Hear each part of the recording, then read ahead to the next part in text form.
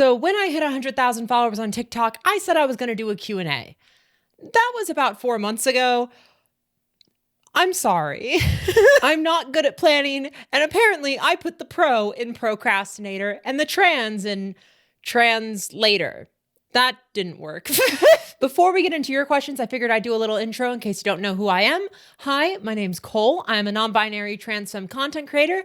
My pronouns are she, they, and I am indeed heckin' gay. You can find me all over on TikTok, Twitch, and YouTube as Nonstop Cole Pop, and I make fun shit posts about my trans experience. And it's a new year, new me. That's a lie. I'm the same old shit poster I've ever been. Except now I have Sorry, I cut out there for a second. What I meant to say was I have totally interesting information, thoughts, shit, totally interesting thoughts to share with you. So let's get into it. What hobbies do you have outside TikTok? Bold of you to assume I spend time outside TikTok. I have a couple more generic hobbies, running, reading, stuff like that. I also do Rubik's Cubes, which is a very fun passion of mine. I've been doing that since I was pretty young, 5th grade, I think. Also music. I did a lot of piano when I was younger. I'm not super great at it, but I'm serviceable enough for what I want to do. Not done a lot of singing, songwriting recently, and that's more because of voice dysphoria stuff, but I've been getting over that recently and been testing the waters with some stuff in private, and I don't know, I like making short little songs. Some of them might end up on this channel. Who knows? When did you think you stopped thinking of yourself as a user and started thinking of yourself as a creator? I think I've always thought of myself as a creator in some capacity. I've been making YouTube videos on and off for about 10 years, but I think I started this channel up 3 years ago or so. And then I transitioned to TikTok, about a year and a half, 2 years ago, actually, almost at this point. I didn't even use the For You page for a while. I was literally just making videos and not looking at anything, but TikTok's a vortex where a lot of my time goes. So eventually I caved. I ended up on gay TikTok and trans TikTok. And then TikTok told me I was trans, which I'm assuming is a pretty relatable experience for some of you if you're watching this video. It's really accurate. I also have a few questions regarding my hair. So how long did it take to get hair as long and pretty looking as yours? Yeah, so the last time I cut my hair was about 2.5, 3 years ago, April 1st, 2019. And I buzzed it all the way down. It was a choice. But yeah, everybody's hair is going to be different and it's going to grow at different rates, especially if you have curls and your hair isn't straight. It's going to take longer to get to the same apparent length. I also did have a bit of a head start too, because I would buzz cut my hair and then let it grow out over and over again long before I realized I was trans, because I didn't like haircuts for some reason. It was dysphoria. It was dysphoria all along. How is your hair so fluffy? Honestly, I have no idea. I have been doing very little to actually maintain my hair. I shampoo and condition about twice a week, and I also brush and play with it a fair bit, so maybe that has something to do with it. I don't really know. Sorry, I can't help. Aside from any euphoria or affirmation, what's the best thing about women's clothes over men's clothes? Oh, I misread this question. I thought this said, what's better about men's clothes than women's clothes? And I was going to say pockets. Because, goddamn, I miss pockets. I really do. I love being cute. I love the wardrobe that I have now, but oh my God, where are the pockets? They are so small. I honestly don't know how to answer this though, because all I love about women's clothes is that I look cute in them. They show off my tits. That is euphoric. I can dress like a whore? No, that's euphoric. I will say one thing I found about shopping in the women's section now. Woman? Words. I will say now that I'm shopping for more femme styles, I feel there's a tad bit more diversity, but that may just be because I actually like shopping for femme clothes over masculine clothes. So that may be something that I am just completely unaware of. So who knows? May I ask, do you have a favorite pun? I don't know. May you? That doesn't work. So I do have a favorite pun. This is my favorite general pun. It's when does a joke become a dad joke? When its punchline becomes apparent.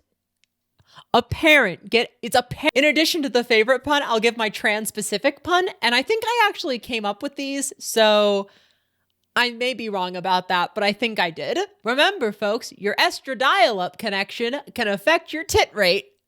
It's really funny. It's really funny. I like it. It appeals to the transfemme programmer in me. Why is Peggy Schuyler a trans icon and also a trained velociraptor wrangler? And Peggy I said and Peggy, because I'm Peggy. Lost on you. This was too much effort for this bit. And Peggy. Favorite book? So I'm going to put a disclaimer on this one specifically because I have not read a lot of books since coming out, and I am pretty sure this list is going to change. So be aware of that. The first one is The Martian. It's like this hard sci-fi book about somebody trying to survive and then escape Mars. It's really cool, and like I read through it in almost a day. It was a super fun read, and it hit me at just the right time, and I really enjoyed it. And the second one I'm going to mention is An Absolutely Remarkable Thing by Hank Green. I signed it. Or I didn't sign it. Hank signed it. Hank! It's just this really cool mix of sci-fi and social media and explores like the concept of fame in kind of an interesting way.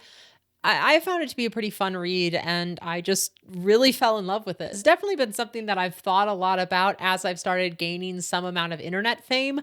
So yeah, it's probably something that I'll revisit at some point though. Favorite color of cat? Hamilton colored. Yeah, I'm talking about you.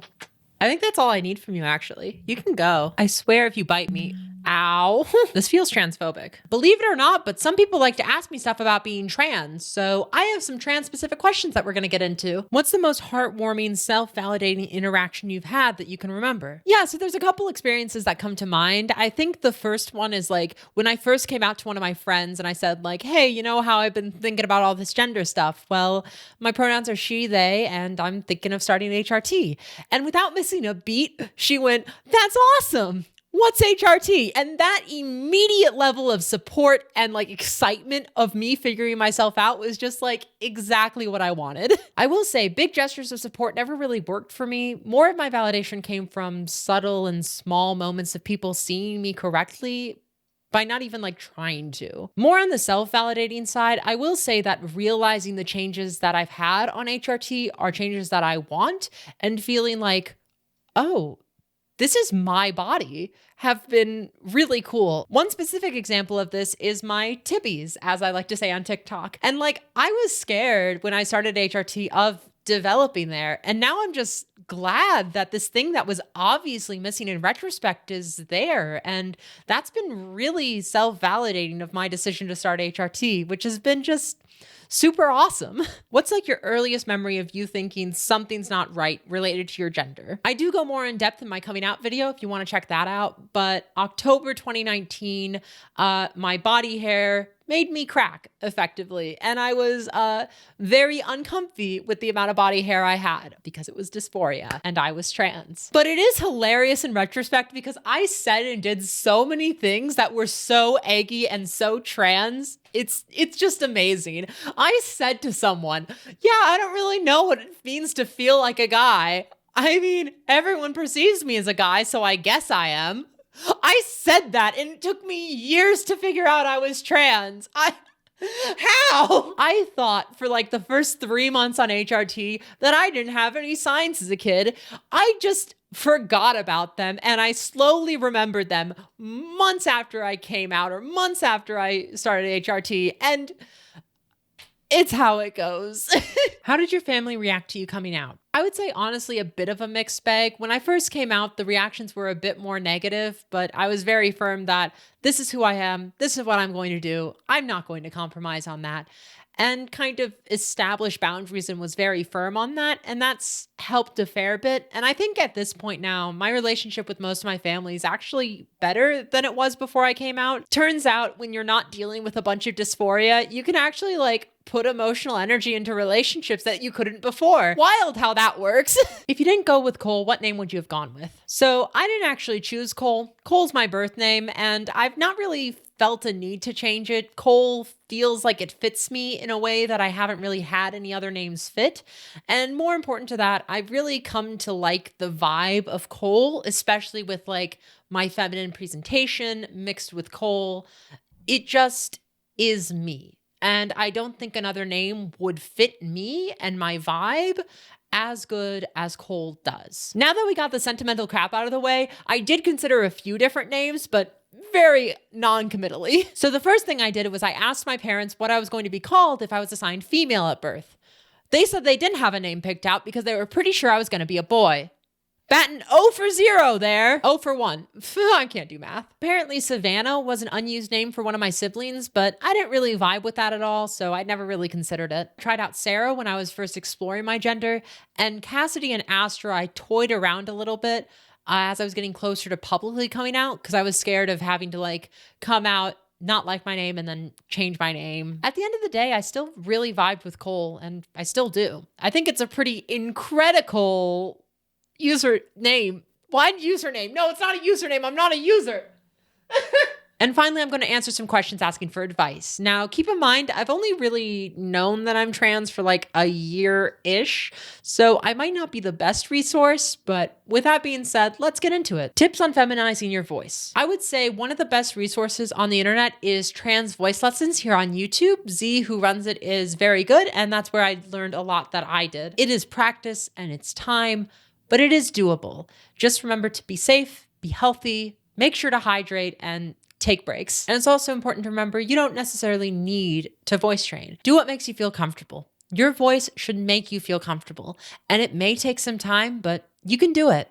And remember, heat from fire, fire from heat. I'm so sorry, I had to slip one in there. Ooh, well, heat from fire, fire from heat, yeah. How much voice training did it take to sound like you do? So before I answer, I do want to say, keep in mind that everyone's experience is going to be different. So my timeline is going to look different from your timeline and everything else like that. So for my personal timeline, it was about 2 to 3 months of on and off kind of inconsistent voice training. And then 1.5 months of like more rigorous training and a lot of like Discord voice calls where I would talk in a very high voice and practice in this upper register. But even after all that, it still took me a couple more months to fully feel comfortable with my voice. And at this point, I don't try and shoot up into a higher register. This is just where my voice sits. Daily use and practicing in it helped continue to round it out even more and made me feel more comfortable with it as well. How do you deal with negative reactions about your transition? I've been very lucky in the fact that I haven't really had any explicitly negative reactions to me coming out. I think at worst, I've had people who say they support me and then just keep misgendering me. And in those instances, I kind of like soft cut them out of my life and just don't really talk to them much anymore. I mean, if they initiated contact with me and then gendered me correctly, I'd feel free to pick up that connection again, but I just don't really feel the urge to talk to them at this point. And I've been very lucky that I've been able to do that. So yeah. How do you deal with transphobic pricks? For the most part, I just block them or cut them out. Like if somebody's transphobic to me, I don't owe them anything. Like they just don't deserve access to me at that point. It's a bit trickier with in-person stuff, and thankfully I haven't really had to deal with that a whole lot, so I might not have the best advice, but first try and remove yourself from the situation and report them if you can. But rely on like your friends and your support systems to help you get through it, and stick close to people that you trust during the situations. And that will help you kind of minimize the harm and be as safe as you can. But a lot of the times it's just a really shitty situation if you can't get out of it. Generic advice, but it will hopefully be helpful. Advice for a non-binary trans femme starting in the whole process that is lost in how to start presenting feminine. First off, congrats on starting the process. Sorry it took so long to respond. My bad. And second off, it definitely can be a lot, but just take it one step at a time, and it's a lot easier that way. I don't think I'm gonna have great advice on presenting feminine per se. For the most part, I just bought some clothes from the women's section and learned like the bare minimum amount of eyeliner skill to do a half decent wing. And that's kind of where I stopped learning. I'm not gonna focus in any detail, but instead go broader, because there is no one way to present feminine. Because there's no one way to be feminine. And I think the best advice is to present in a way that makes you feel the most comfortable. And the best way to do that is to follow the euphoria. And if you follow the euphoria, try new things. See what you like and see what you don't. There's gonna be a lot of trial and error, and that's okay. There's gonna be times that you try on an outfit and think, nah, that's not for me. And like anything, it's a skill. You'll get better at your style, and you'll get better at presenting how you want to over time. Like I remember when I first started doing my makeup, and it like wasn't great, but I enjoyed it. So I kept doing it and I got better at it. And now like I'm not horrible. High praise, I know. And lots of small steps like those, and I now have what some consider a style. Some would consider it not. But it's fine, I enjoy it. In summary, don't feel like you have to present the traditionally feminine way. Chase the euphoria and figure out what makes you comfortable. And get some friends to help out, have them donate some old clothes, help out with makeup, guilt trip them. It's fine. No, don't guilt. Nah, you can guilt trip them. It's fine. And finally, are you farsighted or nearsighted? I'm queer-sighted. I'm very gay. You think I wasn't going to end this on a pun? Come on. But yeah, that's the Q&A video. Thank you for all the wonderful questions, and I am sorry for taking so long to do this. I'm really sorry. And more importantly, I did just want to end this by thanking you. I truly do appreciate all the wonderful people in my audience. I cannot believe that this many people want to see me make silly trans puns and silly dysphoria event posts. The amount of people who have reached out to me and said that their videos have helped them either figure out their identity or get through a tough place in life have been honestly so heartwarming. I make these videos mainly for myself, and it's just really nice to see other people enjoy them and other people get something that I never really intended out of them. It's truly remarkable and truly amazing. And I look forward to doing this for hopefully a long time. I've really enjoyed making trans content and I really want to make more. And I hope that I have been able to bring you some amount of joy with my trans shit posting. And honestly, thank you so much for letting me know how much I've helped you, if you've done that, or just letting me know how much you enjoy it, because that's been absolutely amazing. That's a lot of sentimentality, and I don't know how to end this video now. Something trans. I think that's a good place to end the video. So thank you for watching. I truly do appreciate it. And if you want to stick around, there's going to be fun stuff on the YouTube channel hopefully soon. And TikTok will continue having a bunch of shit posts because I am addicted to making TikToks. It's fine. But in the meantime, have a transtastic day, and I'll see you next time. Hydrate or die straight, everyone. That's some good water. Water? I hardly know her. Are you farsighted or nearsighted? I'm queer-sighted. And Peggy. See, it's funny because I'm dressed like Peggy, Skylar, who doesn't exist. She's a myth. I can't tell if the frame is straight. I mean, honestly, that's probably for the best if it's not. Because I'm gay.